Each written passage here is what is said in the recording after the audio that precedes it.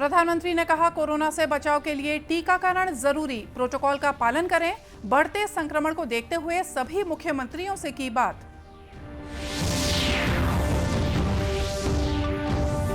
मुख्यमंत्री ने कहा, जमीन सीमांकन के मामलों का 31 मई तक निपटारा करें। राजस्व विभाग की समीक्षा बैठक में दिए कई निर्देश।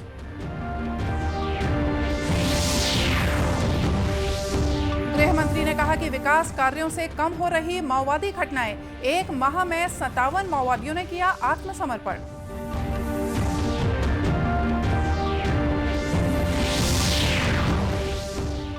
और कोरोना से बचाव के लिए देश में लगाए जा चुके हैं 188 करोड़ 19 लाख से ज्यादा कोविड रोधी टीके।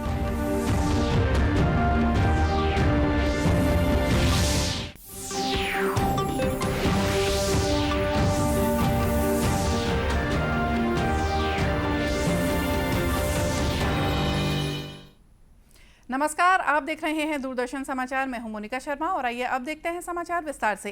प्रधानमंत्री नरेंद्र मोदी ने कहा है कि कोविड की चुनौती अभी समाप्त नहीं हुई है। उन्होंने इससे बचाव के लिए सतर्क रहने की जरूरत पर बल दिया। देश में कोविड की स्थिति पर राज्यों के मुख्यमंत्रियों के साथ वीडियो कॉन्फ्रेंस के माध्यम से बातचीत में श्री मोदी ने कहा कि यूरोपीय देशों में देखा गया है कि ओमिक्रॉन और इसके वेरिएंट तेजी से फैल रहे हैं। उन्होंने कहा कि सभी पात्र बच्चों का जल्द से जल्द टीकाकरण हो, इसके लिए विशेष अभियान चलाने की जरूरत है। प्रधानमंत्री ने कहा कि यह प्रत्येक भारतीय के लिए गर्व की बात है कि देश में 96% वयस्क आबादी को कोविड का पहला टीका लग चुका है। उन्होंने कहा कि देश को टेस्ट, ट्रैक और ट्रीट की अपनी रणनीति को प्रभावी ढंग से लागू करना होगा। कोरोना वैक्सीन की पहली डोज लग चुकी है। 15 साल के ऊपर उम्र के करीब 85% नागरिकों को दूसरी डोज भी लग चुकी है। साथियों, आप भी समझते हैं और दुनिया के ज्यादातर एक्सपर्ट्स का निष्कर्ष यही है कि कोरोना से बचाव के लिए वैक्सीन सबसे बड़ा कवच है। हमारे देश में लंबे समय बाद स्कूल्स खुले हैं, क्लासेस शुरू हुई है। ऐसे में कोरोना केसेस के बढ़ने से कहीं ना कहीं पेरेंट्स के लिए चिंता बढ़ रही है। कुछ स्कूल्स में बच्चों के संक्रमित होने के मामले में भी कुछ न कुछ खबरें आ रही है, लेकिन संतोष का विषय है कि ज्यादा से ज्यादा बच्चों को भी वैक्सीन का कवच मिल रहा है। मार्च में हमने 12 से 14 साल के बच्चों के लिए वैक्सीनेशन शुरू कर दिया था। अभी कल ही 6 से 12 साल के बच्चों के लिए भी कोवैक्सीन टीका की परमिशन मिल गई है। सभी एलिजिबल बच्चों का जल्द से जल्द टीकाकरण यह हमारी प्राथमिकता है। इसके लिए पहले की तरह स्कूलों में विशेष अभियान भी चलाने की जरूरत होगी। टीचर्स और माता पिता इसे लेकर जागरूक रहें। हमें ये भी सुनिश्चित करना होगा। साथियों, आज की इस चर्चा में हेल्थ इंफ्रास्ट्रक्चर को अपग्रेड करने के लिए जो काम हो रहे हैं उनकी भी बात हुई। इंफ्रास्ट्रक्चर के अपग्रेड का काम तेजी से चलता रहे, ये सुनिश्चित किया जाना चाहिए। बेड्स, वेंटिलेटर्स और पीएसए ऑक्सीजन प्लांट जैसी सुविधाओं के मामले में हम काफी बेहतर स्थिति में हैं, लेकिन ये सारी सुविधाएं फंक्शनल रहे, हमें ये भी सुनिश्चित करना होगा और उसको मॉनिटर किया जाए, जिम्मेवारी तय की जाए, ताकि कभी जरूरत पड़े तो हमें संकट ना आए। श्री मोदी ने कहा कि वैश्विक परिस्थितियों को देखते हुए भारत की अर्थव्यवस्था की मजबूती के लिए आर्थिक निर्णय लेने पर केंद्र और राज्य सरकारों के बीच तालमेल की पहले से कहीं ज्यादा जरूरत है। प्रधानमंत्री की इस बैठक में छत्तीसगढ़ की ओर से मुख्यमंत्री भूपेश बघेल भी शामिल हुए। इस बैठक में स्वास्थ्य मंत्री टीएस सिंहदेव, मुख्य सचिव अमिताभ जैन, मुख्यमंत्री के अपर मुख्य सचिव सुब्रत साहू, स्वास्थ्य विभाग के प्रमुख सचिव डॉक्टर मनिंदर कौर द्विवेदी, प्रमुख सचिव मनोज कुमार पिंगुआ सहित संबंधित अधिकारी शामिल हुए। मुख्यमंत्री भूपेश बघेल ने मंगलवार को राजस्व विभाग के कार्यों की समीक्षा के दौरान अविवादित नामांतरण और बंटवारे के लंबित राजस्व प्रकरणों के शीघ्र निराकरण के निर्देश दिए हैं। उन्होंने कहा कि जमीन के सीमांकन संबंधित प्रकरणों का 31 मई तक निपटारा करें। साथ ही भू अभिलेखों के दुरुस्तीकरण संबंधित मामले अभियान चलाकर 2 महीने में निराकृत करें। उन्होंने पटवारियों के मुख्यालय पर उपस्थिति सुनिश्चित करने और तहसीलों में रिक्त पदों की भर्ती जल्द करने के निर्देश दिए हैं। समीक्षा बैठक के दौरान अधिकारियों ने राजस्व प्रकरणों के निराकरण और राजस्व विभाग की विभिन्न योजनाओं की जानकारी दी। मुख्यमंत्री ने कहा कि राजीव गांधी ग्रामीण भूमिहीन कृषि मजदूर न्याय योजना देश में अपने आप में एक अनूठी योजना है, जिसमें भूमिहीन श्रमिकों को सालाना 7,000 रुपए की सहायता दी जा रही है। जिन हितग्राहियों को राशि दी जा रही है, उन्हें राशि मिलने से पहले ग्राम पंचायत स्तर पर सूचना दी जाए और हर किश्त के भुगतान के समय लिखित सूचना दी जाए। बैठक में जानकारी दी गई कि संभाग के कमिश्नर ग्रामीण क्षेत्रों का दौरा कर रहे हैं और ग्रामीणों से मुलाकात कर राजस्व प्रकरणों के संबंध में जानकारियां भी ले रहे हैं। मुख्यमंत्री ने राजस्व प्रकरणों के त्वरित निराकरण के लिए कमिश्नरों द्वारा किए जा रहे इस पहल की सराहना की। गृह मंत्री ताम्रध्वज साहू ने राज्य में उत्कृष्ट कार्य करने वाले 11 जांबाज पुलिस जवानों को सम्मानित किया। इस अवसर पर उन्होंने कहा कि पुलिस को ईमानदारी से अपना काम करना चाहिए ताकि आम जनता में उनके प्रति सम्मान दिखे और अपराधियों के मन में पुलिस का भय हो। श्री साहू ने कहा कि राज्य में सड़कों के विकास से पर्यटन का दायरा बढ़ रहा है। माओवाद प्रभावित जिलों में विकास के लिए स्कूल, स्टील के पुल, बिजली इत्यादि मूलभूत कार्य संपन्न किए जा रहे हैं, जिसके फलस्वरूप माओवादी घटनाओं में लगातार कमी आई है। बताया गया है कि छत्तीसगढ़ पुलिस और अर्धसैनिक बलों की संयुक्त कार्रवाई में मार्च के महीने में 57 माओवादियों ने आत्मसमर्पण किया और 37 माओवादियों की गिरफ्तारी की गई है। मार्च के महीने में अलग अलग मुठभेड़ में 4 माओवादियों की मौत भी हुई है। पुलिस विभाग से मिली जानकारी के अनुसार दंतेवाड़ा, बीजापुर और सुकमा जिले के जंगल और पहाड़ियों में पुलिस और अर्धसैनिक बलों के द्वारा लगातार गश्त और सर्चिंग का कार्य किया जा रहा है। कोरोना से बचाव के लिए देश के सभी राज्यों को अब तक 192 करोड़ 88 लाख कोविड रोधी वैक्सीन की डोज दी जा चुकी है। यह वैक्सीन केंद्र सरकार के निःशुल्क चैनल और राज्यों द्वारा प्रत्यक्ष खरीद के माध्यम से उपलब्ध कराई गई है। राष्ट्रव्यापी कोविड टीकाकरण अभियान पिछले वर्ष 16 जनवरी को शुरू हुआ था। इस अभियान के अंतर्गत अब तक 188 करोड़ 19 लाख से ज्यादा कोविड रोधी टीके लगाए जा चुके हैं। स्वास्थ्य मंत्रालय ने बताया कि पिछले 24 घंटों में 21,97,000 से ज्यादा टीके लगाए गए। इसी अवधि में 2,927 लोगों ने कोरोना संक्रमण की पुष्टि हुई है। देश में इस समय 16,279 संक्रमितों का उपचार चल रहा है। वहीं स्वस्थ होने की दर 98.75% है।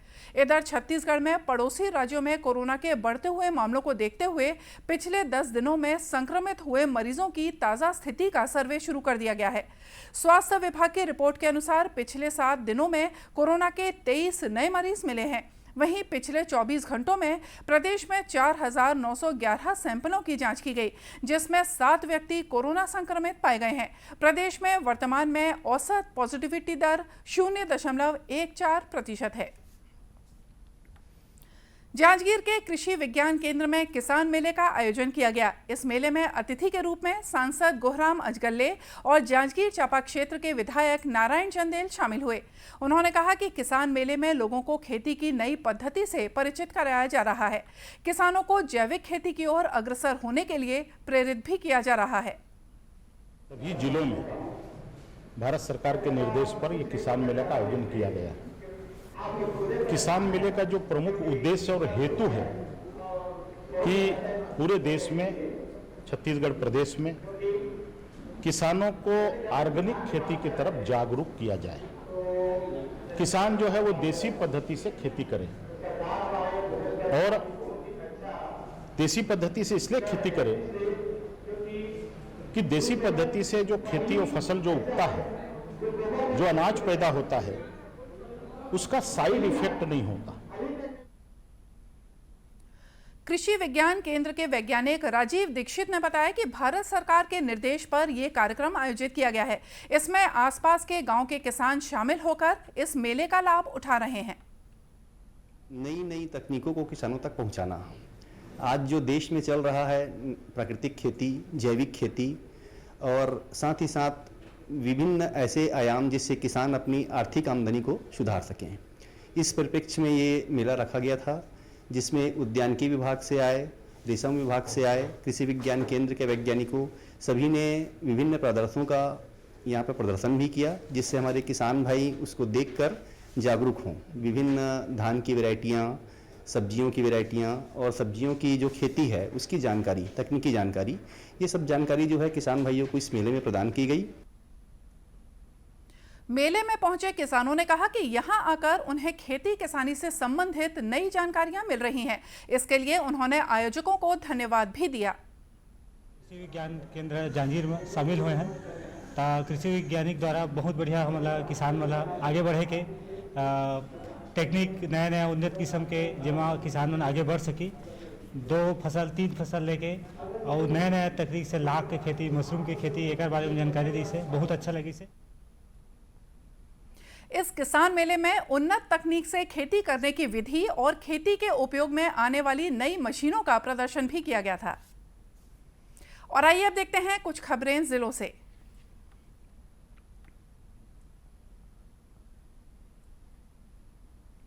राज्यपाल अनुसुईया उइके से राजभवन में एनसीसी नई दिल्ली के director general lieutenant general Gurbirpal Singh के नेतृत्व में प्रतिनिधि मंडल ने मुलाकात की। राज्यपाल ने डायरेक्टर जनरल से प्रदेश में एनसीसी द्वारा संचालित गतिविधियों और उसके विस्तार के लिए किए जा रहे प्रयासों की जानकारी ली। राज्यपाल ने अपने छात्र जीवन में एनसीसी और एनएसएस के अनुभवों को साझा करते हुए कहा कि युवाओं को उससे प्रेरणा मिलती है और वे सेना के अंग बनकर देश सेवा की ओर आगे बढ़ते हैं। उन्होंने स्कूली पाठ्यक्रम में भी एनसीसी को शामिल करने पर जोर देते हुए कहा कि इससे युवाओं में राष्ट्र प्रेम की भावना का विकास होगा और वे देश सेवा के कार्य के लिए प्रोत्साहित होंगे। इस अवसर पर मध्य प्रदेश और छत्तीसगढ़ निदेशालय, एनसीसी भोपाल ब्रिगेडियर राजीव गौतम और एनसीसी रायपुर के प्रभारी अधिकारी ब्रिगेडियर AK दास भी उपस्थित थे। राज्य स्तरीय योगासन प्रतियोगिता सहयोग सम्मेलन के दूसरे दिन रायपुर के पंडित रविशंकर शुक्ल विश्वविद्यालय परिसर स्थित उद्यान में 1000 से ज्यादा योग साधकों ने एक साथ सूर्य नमस्कार और विशेष योगाभ्यास किया। उन्होंने योगाभ्यास करते हुए सभी लोगों को योग के प्रति जागरूक रहने का संदेश दिया। इस अवसर पर कोसरंगी आश्रम जिला महासमुंद के योग साधकों ने मलखंब के माध्यम से अद्भुत योग क्रियाओं का प्रदर्शन करते हुए लोगों को मंत्रमुग्ध कर दिया। इस अवसर पर विधायक विकास उपाध्याय ने कहा कि छत्तीसगढ़ योग आयोग द्वारा योग को जन जन तक पहुंचाने का सराहनीय कार्य किया जा रहा है। इससे राज्य में योग के प्रति लोगों का रुझान बढ़ते हुए जा रहा है। छत्तीसगढ़ योग आयोग के अध्यक्ष ज्ञानेश शर्मा ने भी अतिथियों और योग साधकों के साथ सूर्य नमस्कार और योगाभ्यास किया और आम जनता को योग के फायदे बताए। कृषि अनुसंधान केंद्र रायगढ़ में मंगलवार को किसान मेले का आयोजन किया गया। जिले के लगभग 150 से 200 किसानों ने इस आयोजन में अपनी सहभागिता निभाई। आयोजन में मुख्य अतिथि के रूप में रायगढ़ सांसद गोमती साय उपस्थित हुई। उन्होंने सभा को संबोधित करते हुए कहा कि केंद्र सरकार द्वारा किसानों के हित में कई योजनाएं संचालित की जा रही हैं। इन योजनाओं का जितना भी हो सके लाभ उठाएं। मेले में पहुंचे किसानों ने सरकार के नरवा गरवा घुरवा बारी योजना की भी प्रशंसा की। उन्होंने ये भी कहा कि ये किसानों को आर्थिक समृद्धि दिलाने की दिशा में कारगर योजना साबित हो रही है। और आइए देखते हैं अंत में मुख्य समाचार एक बार फिर से।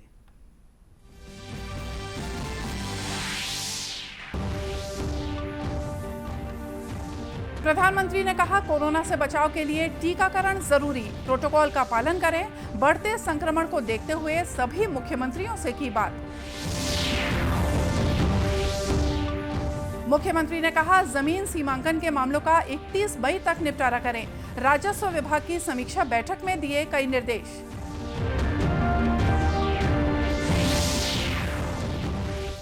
गृह मंत्री ने कहा कि विकास कार्यों से कम हो रही माओवादी घटनाएं। 1 माह में 57 माओवादियों ने किया आत्मसमर्पण।